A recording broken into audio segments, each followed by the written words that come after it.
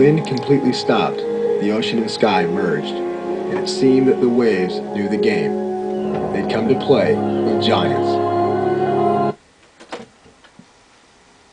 A couple times, and it doesn't change John's state of mind or emotion. In other words, John stays in that peak emotion, and this consistent touch happens. What has happened? Well, a negative anchor has been installed. In other words, 6 months might go by, and John will be okay about the situation, and his father passed away, and, he's learned to adjust. But all of a sudden, somebody comes by in a party and goes, "Hey, John, how's it going?" And they hit him in the exact same place, the exact same way. In other words, the same exact stimulus, the same trigger. And within 5 or 10 seconds, what does John feel? Depression. And worse, he doesn't even know why. Has that ever happened to you? Have you all of a sudden felt depressed and not known why? I'll tell you why, because an anchor got fired off.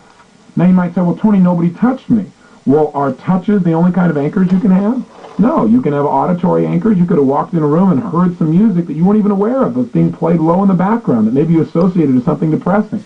Or somebody may have looked at you a certain way, that somebody else who used to treat you poorly looked at you, and boy, whammo, that fires off the feeling. Or it can be fired off by a smell.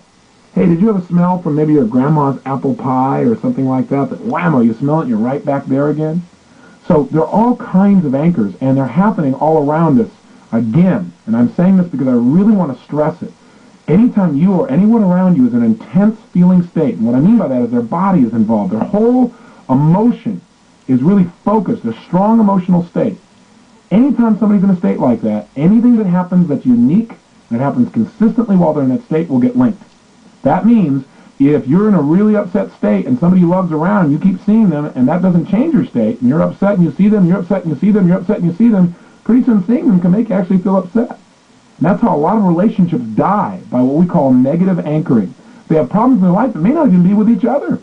There are all these frustrations and things because of financial problems or because of maybe an upset in the family or something at work, and it gets brought home. And if they don't work hard at reinforcing the positive anchors that made them feel good about each other in the first place, the positive associations, if you will, sometimes the negatives get stacked one after another until a couple starts to say, "Gosh, I want to be with somebody else because when I'm with them, all I feel is good feelings. I don't have all this other burden." And that's how a lot of these relationships break up. You don't want to fall prey to that. You want to start paying attention to anchoring so you can condition yourself to create the results that you want.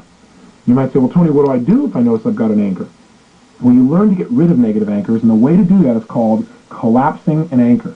First, let me say this to you. If you want to create your own anchor, 2 steps.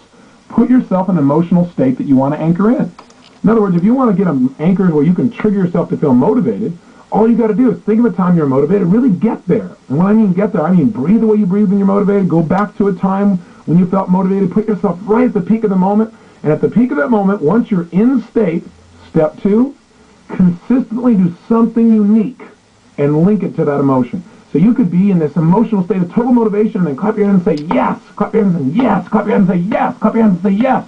You do that over and over again, and each time you do it, you make the emotion stronger and stronger.